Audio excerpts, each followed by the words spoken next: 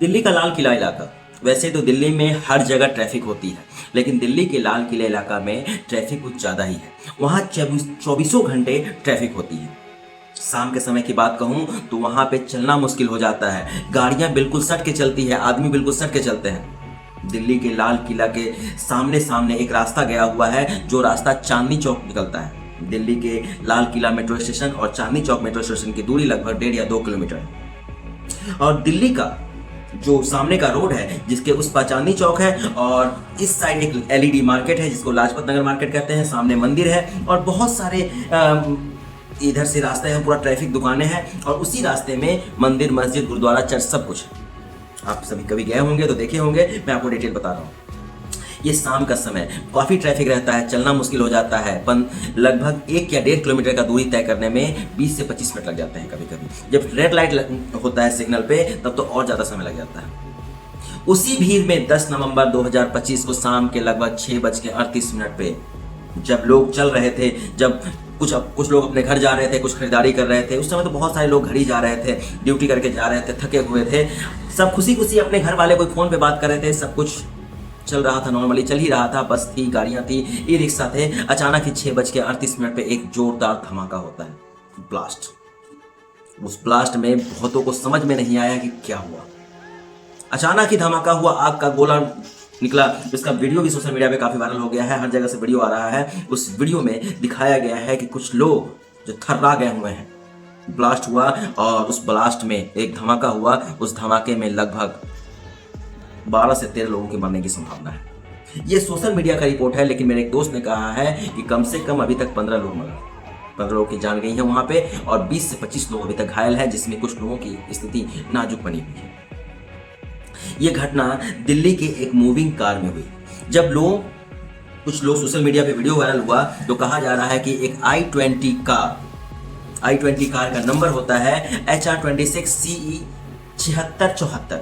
ये नंबर होता है। उस कार में CNG फटने से ऐसा घटना घटा, लेकिन ये CNG फटने से इतनी तेज धमाके नहीं हुई, इतने लोगों की जान नहीं गई। दरअसल मामला कुछ और है। इस मामले के बारे में मैं आपको पूरा डिटेल बताऊंगा, शुरू से बताऊंगा और लास्ट में अभी तक क्या क्या हुआ है वो सारी चीज़ें आपको डिटेल में जानकारी दूंगा। आप मेरे चैनल पे बने रहिए और मेरे चैनल को लाइक करें, शेयर करें, सब्सक्राइब करें। आज की कहानी आपको अंदर तक हिला कर रख देगी।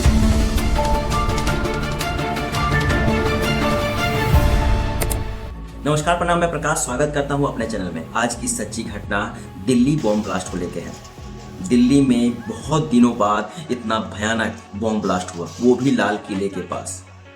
ऐसे लोग जो दिल्ली के सामने हुआ उसमें जाने भी गई और एक धमाका बहुत तेज हुआ। ऐसे में जिसने करवाया वो क्या चाह रहा था कि जाने भी जाए और उसका नाम भी हो। इस घटना की शुरुआत हम लोग करते हैं 1 नवंबर से, और 1 नवंबर से कुछ दिन पहले से ही। दरअसल जम्मू कश्मीर में अक्टूबर की मैं बात बता रहा हूँ, अक्टूबर के 15 या 16 अक्टूबर के आसपास में एक दीवारों पे पोस्टर लगा हुआ था, जिसमें जैसे मोहम्मद करके कुछ पोस्टर लगे हुए थे। और जैसे मोहम्मद का पोस्टर जो है वो पाकिस्तानी संगठन से जुड़ा हुआ, आप लोग जानते होंगे। जैसे मोहम्मद का जो पोस्टर, जो वहाँ का जो उसका जो सरगना है आतंक, मौलाना मसूद अजहर, जिसका वो हेड है, वो है। ये पोस्टर जब लगे तो जम्मू कश्मीर पुलिस की जब उस पर नज़र पड़ी तब उसने जांच पड़ताल करना शुरू किया कि आखिर इस पोस्टर को किसने लगाया। जब इस पोस्टर के बारे में पता चलता है कि इस पोस्टर को किसने लगाया, पता चलता है कि एक डॉक्टर है, डॉक्टर मुजमिल शकील। डॉक्टर मुजमिल शकील का नाम आता है, जो एक पेशे से पढ़ाते भी हैं, एक डॉक्टर हैं, जो कि एक यूनिवर्सिटी है, अल-फलाह यूनिवर्सिटी, जो फरीदाबाद में। उस डॉक्टर के पास वहाँ की पुलिस पहुँचती, जम्मू कश्मीर की पुलिस। वहाँ से जाकर डॉक्टर को गिरफ्तार करती है, पूछती है उससे कि इसको किसने करवाया, क्यों करवाया तुमने, तुम्हारा नाम आ रहा है। उस डॉक्टर के मुंह से एक और नाम निकल के सामने आता है। उस डॉक्टर का नाम होता है डॉक्टर आदिल अहमद। ये दूसरा डॉक्टर, इस डॉक्टर को सहारनपुर का रहने वाला था। इसको 5 दिन बाद यूपी के सहारनपुर से 6 नवंबर को गिरफ्तार किया जाता है।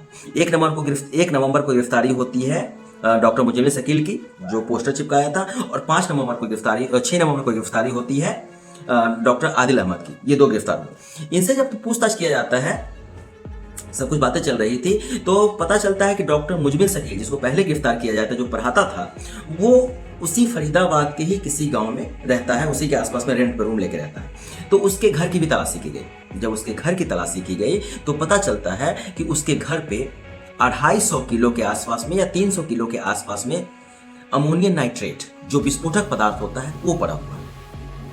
डॉक्टर है, वो पढ़ा रहा है, उसके घर पे अमोनियम नाइट्रेट विस्फोटक पदार्थ पाया गया। और एक दूसरा भी डॉक्टर पर, डॉक्टर आदिल अहमद, वो भी जैसे मोहम्मद का ही पोस्टर चिपकाने का जो नाम आता है उसमें भी उसका भी नाम आता है। ये दूसरा डॉक्टर जो सहारनपुर से गिरफ्तार किया गया।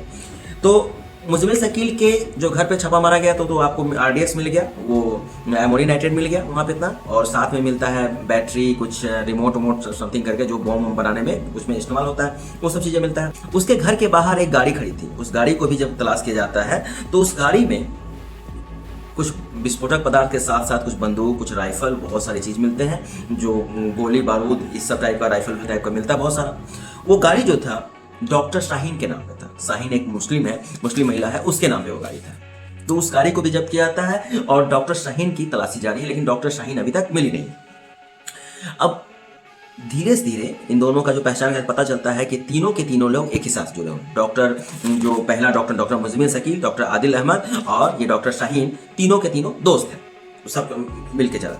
उसके बाद इन सबों से जब अच्छे से पूछताछ की जाती है तो एक गांव निकल के सामने आता है। वहां से फरीदाबाद से लगभग 4 किलोमीटर दूर एक गांव है, जिस गांव का नाम है तगा ध्वज या तगा करके गांव है। वहां पे पुलिस उस गांव में पहुंचती है, जम्मू कश्मीर की पुलिस उस गांव में पहुंचती है और उसमें साथ साथ में फरीदाबाद की पुलिस भी और वहां की हरियाणा पुलिस भी हेल्प करती है, उसमें साथ में रहते हैं। उस गाँव में एक मौलाना का घर है। उस मौलाना के घर में जाके जब उसमें मौलाना रहते हैं, गोदाम टाइप का है, तो वहां से 2900 किलो अमोनियम नाइट्रेट मिलता है। मतलब वहां पे 300 किलोमीटर मिला, 300 किलो मिला और यहाँ पे 2900 किलो अमोनियम नाइट्रेट जो विस्फोटक पदार्थ, जो अमोनियम नाइट्रेट उतना पूरे क्या कहते हैं, पूरे एक राज्य को हिलाने के लिए बहुत बड़ा चीज है, उतना अमोनियम नाइट्रेट मिला वहां से।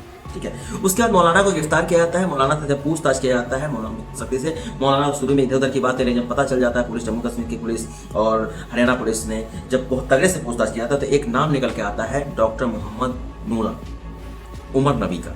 डॉक्टर मोहम्मद उमर नबी, जिसका फोटो आप देख रहे हैं, उसका नाम आता है। उस नाम को पुलिस अभी ढूंढ रही है। अभी 3 लोग पकड़े जा चुके हैं। उस नाम को डॉक्टर मोहम्मद उमर नबी को ढूंढ रही है और डॉक्टर शाहीन जो महिला है उसको भी पुलिस अभी ढूंढ रही है। अभी उस गांव में कुछ पता चला कि मौलाना जो है वहां के गांव के लड़कों का ब्रेन वॉश करता था। ये मौलाना था, ब्रेन वॉश करता था, कुछ गलत चीजें सिखाता था, वो आतंकवादी बनाता था, वो इस तरह का काम कर रहा था। ये सब चीज चल रही थी। RDX पकड़ा जाता है, शाम के समय में सब कुछ होता है। अगला दिन आता है 10 नवंबर। 10 नवंबर को 7:30 पे एक एशियन हॉस्पिटल फरीदाबाद के पास में एक गाड़ी देखी जाती है, जिस गाड़ी की मैंने शुरू में जिक्र की, HR26 CE 7674 I-20 का, वो देखी जाती है। वो गाड़ी 10 नवंबर को ही सुबह 8:13 पे बदरपुर टोल प्लाजा पर देखी जाती है। मतलब वो दिल्ली के बॉर्डर पे थी, वो एंट्री कर रही थी। उसके बाद वो गाड़ी वो ओखला के आसपास में शायद पेट्रोल या CNG जो भी हो वो खत्म हो गया था, उसको डलवाने पे लगी थी। फिर 3:19 पे I-20 कार, जिसकी मैं बात कर रहा हूँ, जिसमें ब्लास्ट हुआ, वो कार लाल किले के पास में एक सुनहरी मस्जिद है, वहां पे देखी जाती है। उसके बाद है कि वो गाड़ी लगभग 3 घंटे तक वहीं पार्क रही। उस गाड़ी में जो CCTV कैमरे में देखा गया है, एक आदमी जो मास्क पहने हुए है, उसका चेहरा समझ में नहीं आ रहा, लेकिन मैं आपको एक बात क्लियर बताता हूँ, वो उसका चेहरा उससे मैच करता है डॉक्टर उमर नबी से। डॉक्टर उमर नबी से, मोहम्मद उमर नबी से मैच करता है, जिसके बारे में हम लोग पकड़ा नहीं गया था, उससे मैच करता है। ये पूरा डिटेल बताऊंगा क्यों ऐसा मतलब पुलिस ने अंदाजा क्या क्या लगाया। तो वो 3 घंटे 4 मिनट उस पार्किंग एरिया में बैठा रहा गाड़ी में से। आमतौर पर जब भी कोई आदमी होता है गाड़ी पार्क करके निकल जाता है, लेकिन उसी गाड़ी में वो कंटिन्यू बैठा रहा, मुंह पे मास्क लगाया हुआ बैठा रहा। शाम को 6:23 पर वो कार वहां से स्टार्ट करता है। वो कार वहां से स्टार्ट करने के बाद वहां से गाड़ी निकालता है पार्किंग एरिया से। पार्किंग एरिया से गाड़ी निकालने के बाद उस आगे की तरफ बढ़ना स्टार्ट करता है। वो इधर इस साइड से वो आगे जाके जो सिग्नल होता है, सिग्नल से गाड़ी को फिर मोड़ लेता है। वो उस साइड से जो वहां से निकला, सुनहरी मस्जिद के पार्किंग से निकला, उस साइड से आया, चांदी चौक के मतलब रोड से उस साइड से, रास्ता लाल किला के सामने से उस साइड से आया और आगे जाके वो गाड़ी को फिर से मोड़ लेता है और मोड़ के फिर से इस रूट में आ जाता है। लाल किला के सामने गेट नंबर 1 के पास मेट्रो स्टेशन नंबर 1 और लाल किला का गेट नंबर मेट्रो स्टेशन का गेट नंबर 4 और लाल किला का गेट नंबर 1 ये था वो। तो वहाँ पे आ जाता है और शाम के 6:38 पर एक ब्लास्ट होता है। गाड़ी धीरे धीरे चल रही थी, अचानक ही ब्लास्ट हो जाता है। ब्लास्ट होता है, लोगों को लगा सीएनजी फटी, लेकिन सीएनजी नहीं फटी, वो एक विस्फोट हुआ। मैंने शुरू से लेकर अंत तक आपको बताया कि कैसे कैसे कहाँ पे हुआ। अब इस केस को एनआईए के हाथ में सौंप दिया गया है। ये जम्मू कश्मीर के हाथ से ले लिया गया है और एनआईए के हाथ में सौंप दिया गया है। अब इतना चीज निकल के सामने आया। अब ये कार जब पता चला, सीसीटीवी खंगाला गया, पहले तो पता नहीं चला था कौन सा ये है, कौन से कार में फटा। जब बाद में पता चला कि ये कार एक i20 कार है जिसका HR26C7674 नंबर है।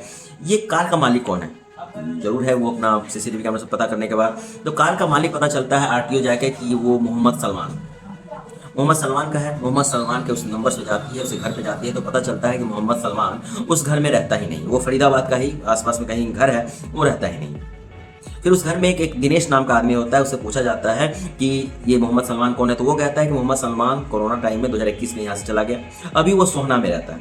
पुलिस सोहना में उसके घर पहुँचती है, मोहम्मद सलमान के घर। मोहम्मद सलमान को पुलिस, उसकी बेटी दरवाजा खोलती है, पूछा जाता है कि मोहम्मद सलमान कहाँ है, तो वो बोलते हैं मेरे अब्बू हैं, बुलाइए। वो आते हैं, पुलिस उसे गिरफ्तार करती है। गिरफ्तार करने के बाद उसे पूछताछ करती है इस गाड़ी के बारे में। वो कहता है कि मैंने इस गाड़ी को एक देवेंद्र नाम के आदमी को बेच दिया। अब वो पुलिस लेकिन उसे अपने हिरासत में रखी हुई है। फिर देवेंद्र से पूछताछ की जाती है इस गाड़ी के बारे में, पता चलता है कि ये गाड़ी किसी और को बेच दिया। पिछले 1 साल में ये गाड़ी लगभग 6 या 7 आदमी को बेचा गया है। ये 6 या 7 आदमी को 1 साल में जब बेचा गया तो लास्ट खरीदार कौन था, तो लास्ट खरीदार जो है अंत में जो उस कार का मालिक होता है मोहम्मद तारिक, जम्मू कश्मीर पुलवामा का रहने वाला। लास्ट में जिसने गाड़ी खरीदा जम्मू कश्मीर पुलवामा का रहने वाला वो इंसान था। पुलिस के कान खड़े हो गए, पुलिस ने समझ गया कि पुलिस पूरी तरह समझ गई कि ये जरूर यही इस चीज के लिए पुलवामा का है और मोहम्मद तारिक के नाम पे है। अब पुलिस समझ चुकी है कि ये घटना उसी से जुड़ी है। ये कहां से लेके कहां तक तार आया, ये कैसे पता चला कि गाड़ी किसके नाम पे है। अब मोहम्मद तारिक के नाम पे है, पुलिस ने ये कर लिया। और उस गाड़ी में जो बैठा हुआ इंसान था वो लगभग 90% वही था। अब ऐसा क्यों, क्योंकि वो लगभग 3 घंटे तक पार्किंग में बैठा रहा। वो क्या सोच के, पुलिस के हिसाब से उसने क्या सोचा होगा, वो सोचा होगा कि यहाँ पे गाड़ी पार्क है, वो ब्लास्ट कहाँ किया जाए। तो ब्लास्ट करने के लिए उसने एरिया चुना, वो करीब भीड़ भाड़ वाला एरिया है। तो वो गाड़ी घुमाता रहा तो उसको समझ में नहीं आ रहा होगा, तो पार्किंग में 3 घंटे तक इंतजार कर रहा था। लेकिन पार्किंग में जो ये धमाका करता तो पार्किंग में किसी की जान जाने की संभावना बहुत कम, क्योंकि पार्किंग में ज़्यादा लोग होते नहीं है, लोग गाड़ी पार्क किए वहाँ से निकल जाते हैं। ये सोचा होगा कि गाड़ी निकालेंगे और भीड़ भाड़ वाले इलाके में ये करेंगे। और ये गाड़ी निकाला क्यों सुबह से, ये भी बात है, क्योंकि उससे 1 दिन पहले उसके जो अब्बा आका जो भी हो, जो पकड़ा गया था 9 तारीख को, इस बात की खबर पहुंच गई होगी। ये उमर नबी जो है, डॉक्टर मोहम्मद उमर नबी को, उसको इस बात की खबर पहुंच गई होगी कि वो उसके जो 3 डॉक्टर तो ऑलरेडी पकड़े जा चुके हैं। कहाँ से शुरुआत हुई, अक्टूबर में शुरुआत हुई, पोस्टर देखा गया, 1 नवंबर को 1 डॉक्टर पकड़ा गया, 6 नवंबर को 1 डॉक्टर पकड़ा गया। और उसके बाद है कि 9 नवंबर को एक मौलाना पकड़ा जाता है और मौलाना के घर में इतना सारा RTX पकड़ा जाता है। तो अब ये 9 नवंबर को पकड़ा गया, तो ये शायद 10 नवंबर के सुबह ही या 9 नवंबर के शाम को ही ये अपना निकल चुका होगा वहाँ से। ज़्यादातर चांस है 10 नवंबर के सुबह ही निकला होगा, क्योंकि इसको देखा गया बॉर्डर पे। तो वो निकल गया उस गाड़ी को लेके, किसी तरह से वो तो पकड़ा जा चुका है। पहला वाला 2900 किलो, 300 किलो को ही कहीं ना कहीं ब्लास्ट किया गया। ये इतना सारा ये ब्लास्ट किया गया, ये इतना सारा ये रखा जो गया था, वो पूरा का पूरा ब्लास्ट करने के लिए जब वो पकड़ा गया मौलाना, तब ये उस गाड़ी लेकर निकल गया कि कुछ ना कुछ तो ब्लास्ट किया जाए, तब ये गाड़ी लेके निकला। ये पुलिस की थ्योरी इतना बता रही है। उसने भीड़ भाड़ इलाका चुना, क्योंकि कुछ लोगों का होता है, जो होता है ना, ये लोग आतंकवादी संगठन, ये मारने पे भी बिलीव करते हैं और ये अपना नाम भी चाहते हैं इसका नाम हो गलत कामों पे। पूरा दिल्ली थर्राया हुआ है, इतने बेगुनाह लोग मरे, बहुत सारे बेगुनाह लोग मरे। अभी कुछ दिन पहले पुलवामा अटैक हुआ था, जिसके बाद ऑपरेशन सिंदूर हुआ। ये जैसे मोहम्मद पाकिस्तान का है, वहीं से लिंक जुड़ा हुआ है। अभी अब सरकार क्या करती है इस पे देखना भी बाकी है। दिल्ली में हुआ, दिल्ली में बहुत दिनों बाद हुआ, दिल्ली में धमाका 11 साल बाद हुआ, लेकिन मूविंग कार में हुआ, भीड़ भाड़ वाले इलाके में हुआ।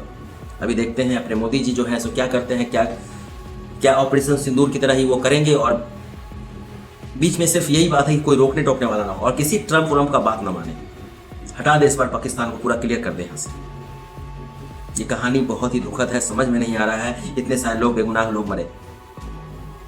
उस आदमी का जो मंशा रहा होगा, जो ड्राइवर जो है मोहम्मद उमर नबी, उसका मंशा ये रहा होगा कि उस इलाके में मंदिर भी है, मस्जिद भी है, सब कुछ है, गुरुद्वारा चर्च सब कुछ है, और सबसे पहले मंदिर पड़ता है। आपने देखा होगा लाल किले के सामने सामने मंदिर पड़ता है। उसका मंशा यही रहा होगा कि मंदिर में टकराया जाए, और मंदिर में टकराने से सिर्फ हिंदू लोगों की मौत होती है।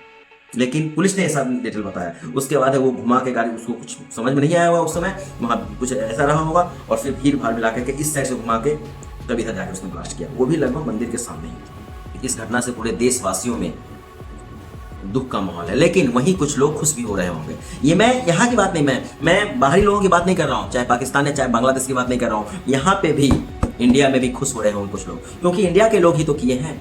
कहाँ से आया वो? बहुत कुछ हर जगह पे खुश हो, पूरे देश में भी बहुत सारे लोग होंगे ना खुश रहे होंगे। कुछ लोगों की वजह से पूरी कौम बदनाम, कुछ लोगों की वजह से।